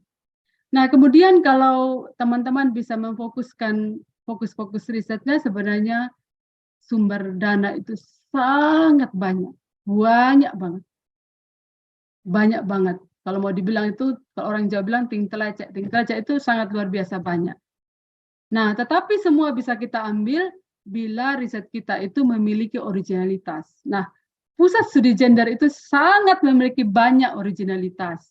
Seperti tadi saya bilang, kita bisa bongkar dari teori, kita bisa bongkar dari metode, kita bisa bongkar dari sisi fakta-fakta yang baru terjadi. Nah, ini saya kasih clue, Bapak Ibu, ini cara saya. Kalau saya katakan ini bukan, ini yang saya lakukan. Karena saya berangkat dari nggak punya uang. Pertama, saya memetakan dulu, apa toh yang UKSW mau, gitu ya. Makanya ini tridharma perguruan tinggi, ini pengajaran, ini penelitian, ini output kami. Nah, terus saya buat satu pasal, bilanglah ini pasal ya, ini satu pasal. Ini pasal lainnya, isu nasional, isu lokal, isu global. Terus saya coba kasih benang, tarik benang merah. Nah, di sini saya pasang stakeholder. Silakan tambah sendiri yang Nomensen punya mitra, tambah sebanyak-banyak, terserah. Taruh di sini. Jadi kalau bilanglah ini user kita, ya kita tahu maunya kan. Ini mau sate, soto, mau tongseng, apa-apa dipetakan aja. Nah, terus dikasih benang merah tadi ke sini. Nah, ini kalau ini kan dari kami Pusat Studi Gender ya, dari kami tarik benang merahnya. Terus kami mulai tarik benang merah lainnya lagi. Oke. Kira-kira apa toh orang-orang ini punya target tentang persoalan dalam masyarakat dan bernegara sebagai layanan? Kan mestinya Kemendikbudristek kan punya tujuan-tujuan. LPDP, jadi saya juga dapat hibah dari LPDP, dapat hibah juga Kemendikbudristek, juga dapat hibah dari sumber lain. Nah, saya tahu apa yang dia mau gitu loh. Apa yang dia mau. Nah, oke, kita apa yang dia mau, terus kemudian kita mencari fokus. Kemudian saya tarik benang merah dari sini, tarik benang merah dari sana, terus saya buat gini. Nah, oleh karena saya juga harus ngajar, jadi PSG, mudah-mudahan ya PSG di Nomensen mumpung masih baru, langsung jualan kecap nanti. Bilang, program studi siapa yang mau jadi basis saya? Tanya semua. Karena kalau seperti kadang-kadang pusat studi itu kayak seperti layang-layang putus ya, nggak ada basisnya gitu. Nggak ada program studi yang mau jadi basis. Tapi kalau akreditasi, waduh, kita mulai di aku-aku gitu. Nah, kita tanya, oke, siapa yang mau jadi basis dari pusat studi Gender Nomensen? Kalau mau, mari kita buat profil lulusan. Kita kawinkan. Nah, baru Bapak Ibu buat riset dasar, prototipe model, dan komersialisasi. Jadi, penelitian kita itu di PSG Nomensen itu mendukung Progli juga, mendukung PSG-nya juga, mendukung universitas juga. Jadi sekali dayung 230 hektar lampaui. Nah, ini betul-betul yang saya lakukan, bukan yang orang lain lakukan. Makanya di tempatku itu ada 9 fokus riset, tapi yang baru betul-betul dilakukan cuma 2. Cuma 2 fokus saja. Nah, itu yang satu contoh yang terakhir ada riset kami yang kemarin kami dapat penunjukan langsung ya dari Kemendikbudristek. Kami tidak bersaing, tapi karena dilihat road kami ditunjuk untuk melakukan itu. Jadi menurut saya itu puji Tuhan gitu, karena apa yang kita kerja tanpa beban, tapi kemudian dilihat sebagai luaran yang tapaknya itu bisa jelas terlihat. Nah, ini yang saya lakukan, bukan yang orang lain lakukan. Jadi betul-betul ini yang sudah saya lakukan. Kenapa saya dapat 9 fokus itu, tetapi dari 9 itu kalau diperas sebenarnya cuma 3. Dan seterusnya. Dan kemudian saya petakan, seperti proyek saya terakhir, itu saya basisnya itu di Fakultas Sains Matematik, di Kimia dan Matematik dan Fisika, kemudian basisnya di FTI program DKV, di Fakultas Ilmu Sosial, terus saya juga bekerja sama dengan BINUS di Desain Fashion, UNES itu Tata Busana, UNS itu Marketing Digital. Jadi kita harus juga bergerak bersama program studi gitu, jangan sendiri karena kita butuh mahasiswa. Jadi program studi gendernya Nomensen itu dari awal memetakan, program studi siapa yang mau jadi mitra saya, dipetakan. Terus dicari tahu riset unggulannya Progli itu apa, kita cari ulisan. Nah, itu menjadi riset unggulannya PSG Nomensen. Nah, kemudian dikawal seperti itu. Sehingga Bapak Ibu nanti kalau bekerja riset itu 1 kali dayung 2-3 pulau terlampaui. Nah, sekarang saya kasih clue lain. Nah, penelitian dan pengabdian gimana strategi supaya dapat mitra? Bapak Ibu banyak isu lagi ngetrend sekarang. Bisa climate change, bisa diversity, intoleransi radikalisme, kekerasan basis gender, biodiversity, macam banyak. Tambah sendiri. Nah, nanti baru didiskusikan mana yang Nomensen pingin jadi leading di situ. Nah, itu bisa kita lakukan sama-sama. Nah, prinsipnya apa gitu? Seperti kami ini kan sebenarnya dari sisi pendanaan, sebenarnya kami itu kan cuma pintar jual kecap sebenarnya.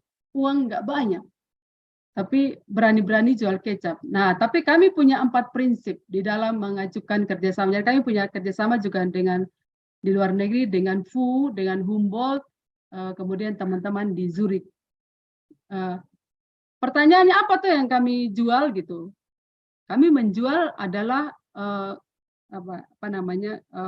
sama-sama mendapat keuntungan, bukannya salah satu yang dapat untung. Jadi itu pertama sharing modal sosial, modal ekonomi, modal budaya, dan modal simbolik yang kami punyai.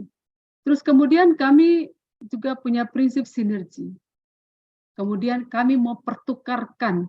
Kalau aku suruh uji konsep, ya kalahlah dengan orang-orang di Humboldt, di FU, dan seterusnya. Mereka udah lebih canggih. Tapi coba aku ngomong lokal, aku menang. Nah, kita pertukarkan. Kita pertukarkan lokal global dengan dia. Dia akan belajar seperti sekarang ya. Riset saya mendapat momentum karena pada saat pandemi terjadi, orang mulai mencari kearifan lokal.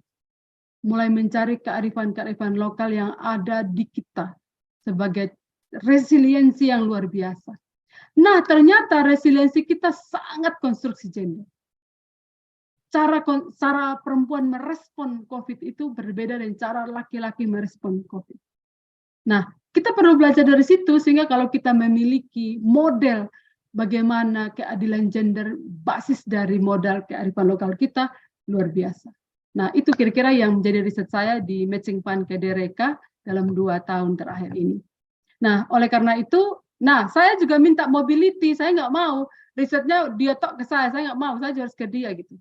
Jadi ada mobility, jadi ada pertukaran orang, jadi mahasiswa saya bisa ke dia. Jadi semua penelitian saya itu melibatkan mahasiswa, baik S1, S2, maupun S3. Sehingga mahasiswa saya itu bisa jalan-jalan juga. Kita cari uang, kalau hibah dokter kan 120 juta. Dapat 5 langsung ya. Dapat 5 langsung, kalau lolos kan sudah berapa itu? Berapa uang?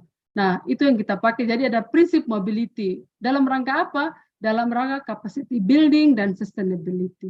Nah, 4 ini adalah prinsip yang saya pakai untuk semua kerjasama. Sehingga sekarang saya bekerja sama dengan universitas di Indonesia. Di Indonesia adalah BINUS, UNES, UNS, sama UII, Yogyakarta. Sama UKSW itu dalam Matching Fund KDRK. Kemudian di luar ada 3 universitas dan lembaga-lembaga lainnya, pemerintah, industri, dan seterusnya.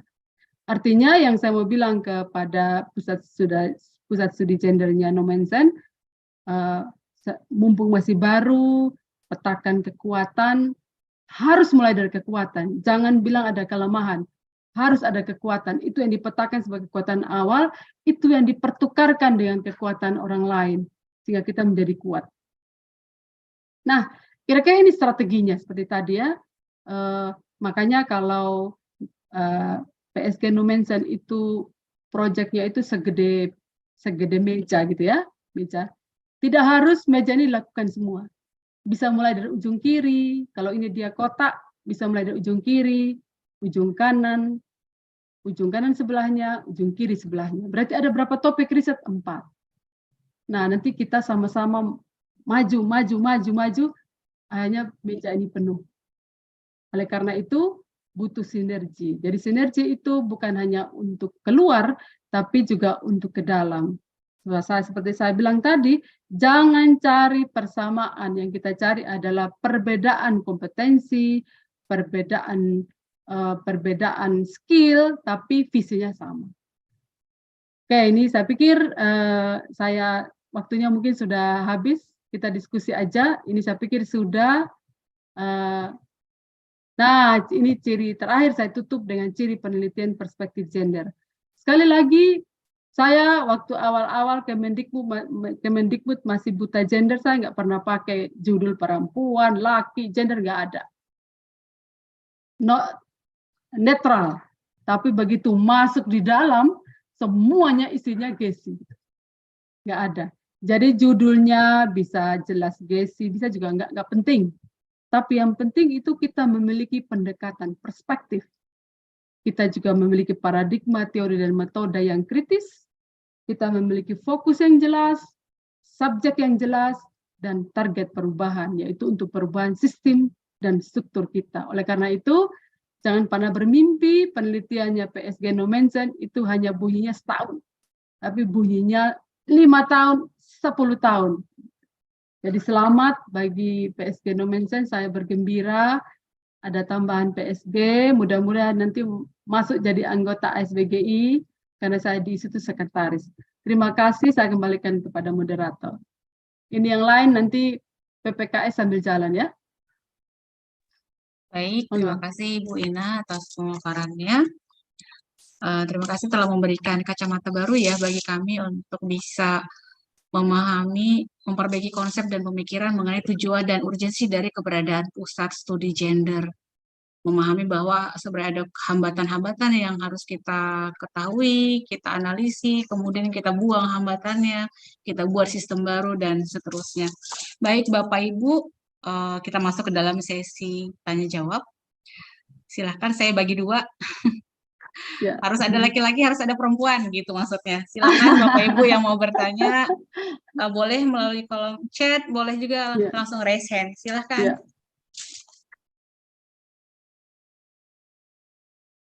Silakan Pak Libi. Ya, izin bertanya melalui Ibu Moderator. Silakan Pak. Yang pertama, terima kasih Ibu Inahunga sudah. Saya seperti di depan Ibu Inahunga ini langsung belajar ini. Belajar bareng, Yang pertama, Pak. iya, yang pertama Bu Inahunga, setelah ini kami akan menyusun tim untuk di-SK-kan rektor. Pertanyaan saya adalah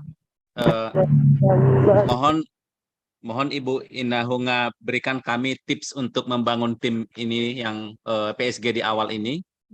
Itu yang pertama. Lalu yang kedua, kalau ini sudah jadi, sudah ada timnya, apa yang kami bisa lakukan supaya bisa menjadi anggota dari ISBGI? Mungkin 2 pertanyaan dulu Bu Inahunga, terima kasih. Bu Ika. Terima kasih Pak. Silakan Ibu. Oh, langsung ya. Nggak dikumpulin dulu.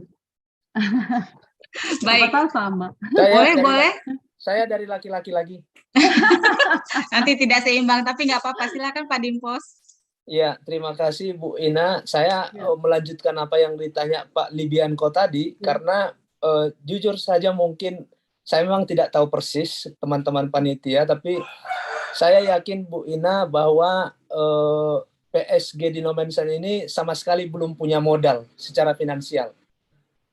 Nah, saya langsung nodong aja nih, Bu Ina, apakah ada institusi yang katakanlah bisa memberi grant cepat gitu untuk men-set up PSG ini di Nomensen? Terima kasih, Bu. Baik, apakah ada pertanyaan berikutnya?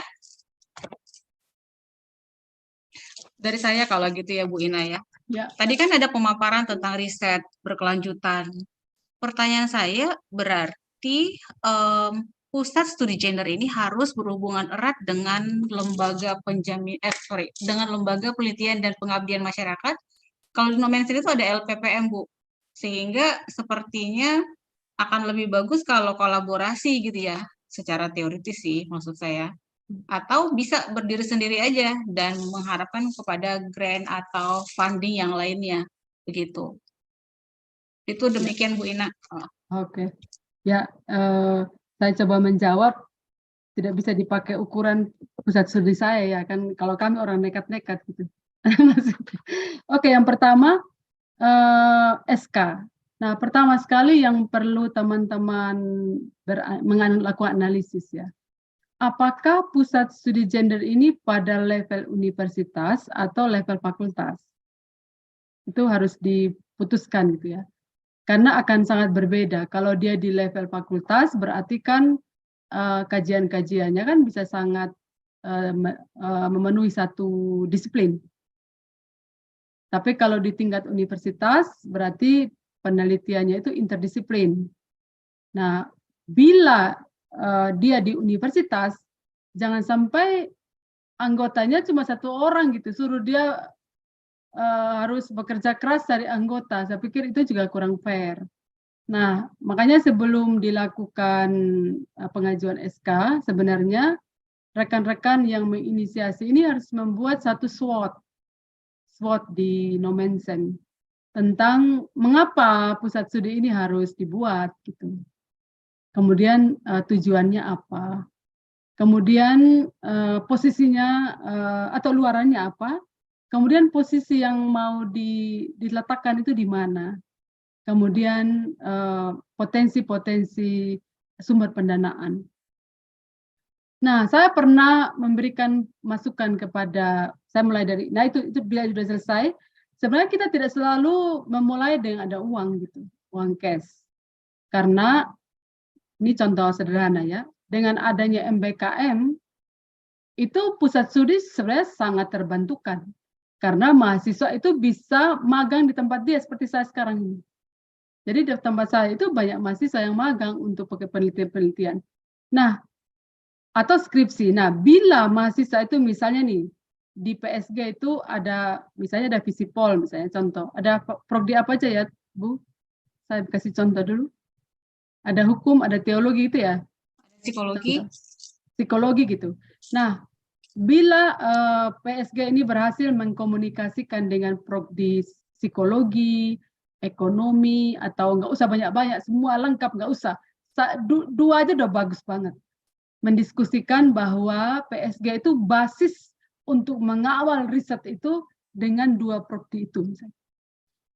Pertama sekali sebenarnya bisa dari skripsi. Kalau mahasiswa di dua prodi itu mengambil penelitian tentang gender, itu sebenarnya bisa dikirim ke PSG. Kemudian SKS itu bisa transfer rubrik gitu. Dikirim ke PSG-nya ini sebagai transfer rubrik. Jadi kalau SKS-nya 6, berarti kan 6 kali sekian uang kan ketemu berapa. Kasih ke PSG, kontrak. Keluar ada artikel dari mahasiswa ini. Kan skripsi nggak harus, untuk mahasiswa skripsi kan nggak harus skripsi tebal-tebal. Kan bisa aja hanya berupa publikasi kan. Publikasi itu bisa publikasi paper atau publikasi karya. Seperti saya, mahasiswa saya yang dari FTI, itu dia layout showroom batik, showroom tenun. Terus misalnya dia membuat tools pemasaran itu selesai. Itu bisa uang awal yang bisa dilakukan, tidak harus ada uang real. Nah, yang kedua, riset-risetnya itu tidak harus mulai dari punya uang. Kita mengumpulkan semua riset yang dari dua prodi tadi, kita analisa ulang, kemudian kita tulis. Kita ajukan proposal kemana, ke berbagai sumber funding gitu. Kita akan lakukan. Nah, pertanyaannya adalah timnya siapa? Nah, ini yang paling penting. Penting adalah PSG itu membuat peer-peer group sesuai dengan minat. Misalnya nih, ternyata setelah analisa Nomensen memiliki 3 topik misalnya. 1 kekerasan berbasis gender, 2 misalnya tentang industri kreatif karena di sana ada ULOS gitu ya. Yang ketiga tentang sampah misalnya. Karena di sana mungkin di pantai banyak sampah misalnya.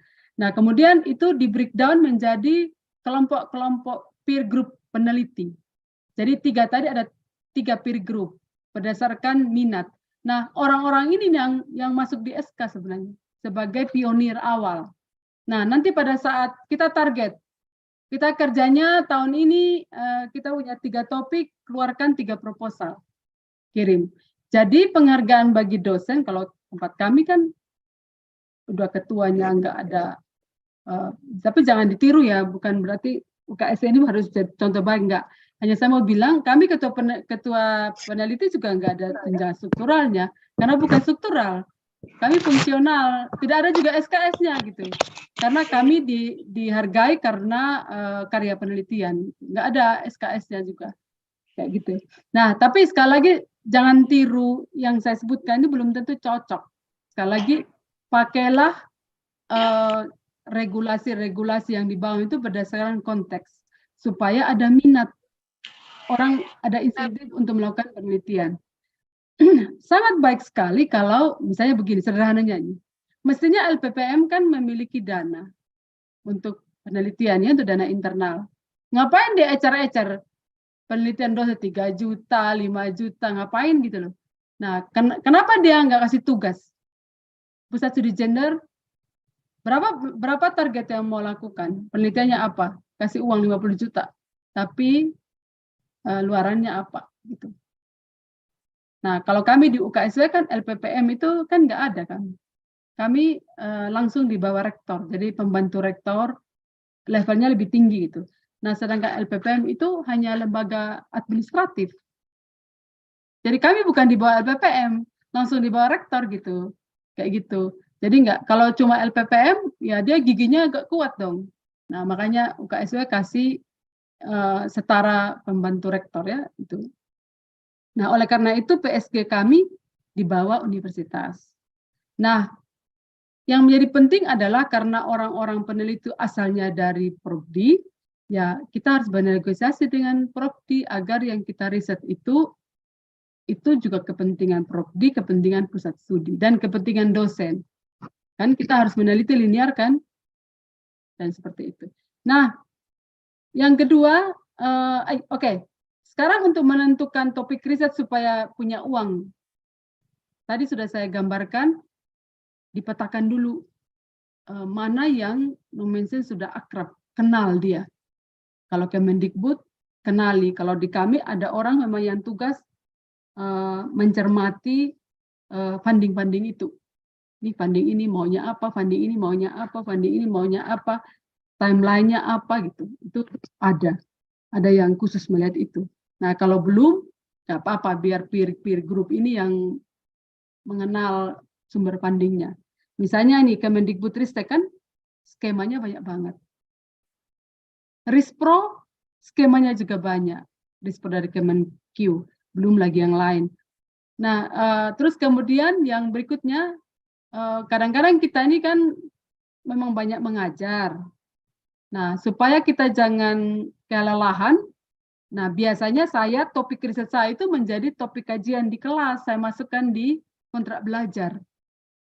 Semua riset saya itu kasusnya yang saya riset gitu. Jadi contoh nih, contoh sederhana, saya mengajar gender dan feminis. Karena riset saya tenun, pada saat bahas feminis liberal gitu, itu kasusnya saya selipkan tenun. Pindah lagi feminis radikal, kasus juga tenun, terus gitu. Akhirnya mahasiswa akhirnya mengenal realitas tenun dari kacamata feminis yang beda-beda. Oke, itu mungkin saya bisa. Jadi sekali lagi, adakah lembaga yang khusus untuk setup PSG? Setahu saya 5 tahun yang lalu, 10 tahun yang lalu ada Pak yang namanya, tapi dari luar ya, untuk setup kelembagaan bersama. Sekarang udah nggak ada, karena dianggap bahwa ini bisa di-include di riset yang kita lakukan. Contoh seperti sekarang, Matching Fund Kedereka yang kami ajukan, itu untuk menelurkan pusat unggulan batik tenun Indonesia. Nanti yang awal Desember akan kami launching. Dan dari antara uang yang sekian M itu, kami memiliki dana yang khusus untuk setup kelembagaan. Berarti kan tergantung dari proposal kita, bagaimana kita include-kan di dalam proposal itu tentang kelembagaan. Itu nggak ada secara khusus. Nah, berikutnya bagaimana masuk anggota SWG? Sangat gampang. Yang penting, pertama sekali ada SK dari lembaga, baik itu sudah pusat studi, masih kelompok studi, nggak apa-apa. Yang penting ada SK, kemudian nanti mengajukan ingin menjadi anggota, terus kami kasih form, bayar pertama itu 1 kali saja, itu 500.000, sedangkan per tahunnya kalau nggak salah 250.000, kurang hafal per tahunnya. Nah, apa yang dilakukan oleh SWGI? Kami melakukan capacity building ya, bagaimana kami seperti kemarin bersama-sama ngawal UU TPKS maupun Permendikbud, itu kami kawal dari SWGI, ngawal Permendikbud 30 2021, ngawal UU TPKS sampai jadi undang-undang. Kemudian kami selalu membuat riset bersama. Jadi kita sama-sama belajar membuat proposal. Jadi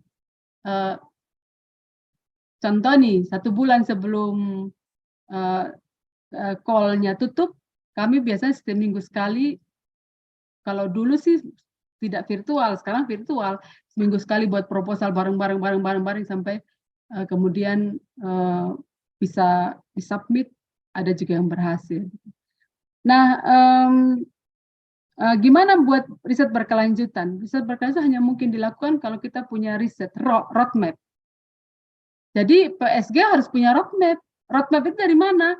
Roadmap itu adalah dari roadmap personal. Contoh nih ya, anggotanya misalnya Bu Ika, saya, Pak Libianto, Pak Dimpos misalnya. Nah, kita masing-masing kita buat roadmap dulu dari CV, masing-masing CV ya, kita buat roadmap. Setelah jadi roadmap, kita kawinkan roadmap kita satu sama lain, terus nanti kita akan tahu mana yang paling kuat. Nah, itu kita jadi topik kita. Itu yang kita ajukan. Nah, oleh karena itu di Pusat Studi Gender dan Anak ini, PSG-nya Nomensen itu harus berangkat dari roadmap. Roadmap itu bisa, kalau ternyata ada roadmap personal kurang kuat, kita ambil dari roadmap yang hasil-hasil studi dari mahasiswa kita. Karena kita mau mendukung Prokdi. Nah, kemudian nanti kita tentukan riset unggulan atau rencana induk penelitian dari Pusat Studi Gender dan Anak Nomensen.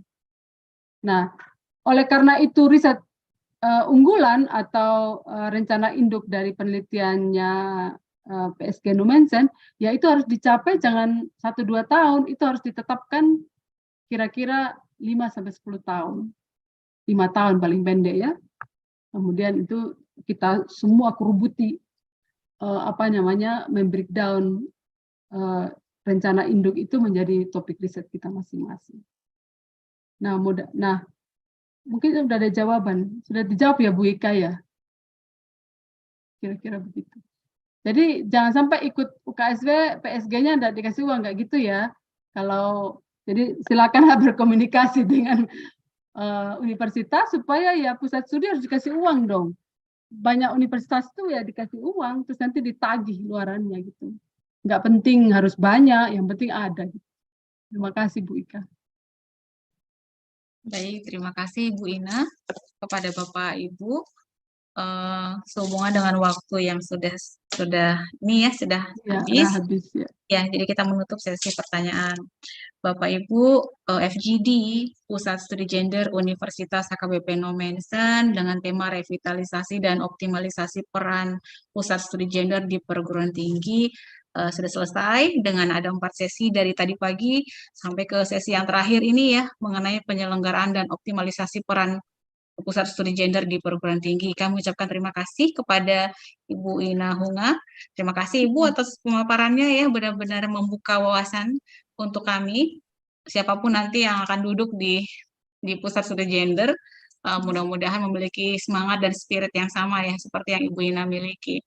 Terima kasih Bapak Ibu. Semoga FGD ini bermanfaat bagi kita semua. Dan saya kembalikan kepada Bapak Samuel. Terima kasih. Ucapan terima kasih kepada Ibu Moderator yang sudah sangat setia, kurang lebih sekitar 5 jaman ya. Ibu luar biasa. Dekan Fakultas Psikologi Universitas HKBP Nomensen. Bapak Ibu, demikian seluruh rangkaian acara kita pada hari ini, acara FGD Pusat Studi Gender Universitas HKBP Nomensen.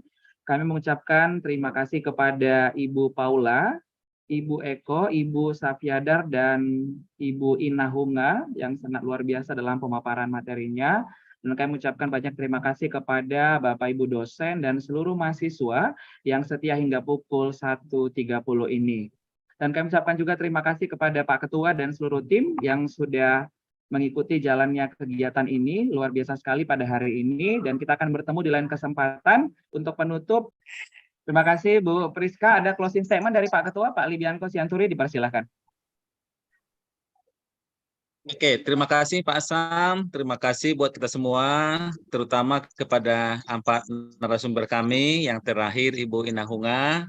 Terima kasih atas sharing dan pengalaman dan ilmu yang diberikan kepada kami. Terima kasih buat Ibu Ika, Pak Samuel, dan kita semua teman-teman mahasiswa ya. Semoga Pusat Studi Gender Nomensen bisa kita jalankan segera untuk kita bisa belajar bersama. Terima kasih Pak Sam. Ya, terima kasih. Terima kasih Bu Ina. Semoga boleh ketemu kami di UKSW sama Ibu Ina Hunga ya. Ya, boleh silakan Pak. Amin, amin. Terima kasih Bapak Ibu, selamat siang. Selamat siang. Izin keluar ya. Ya, terima kasih Ibu. Ya,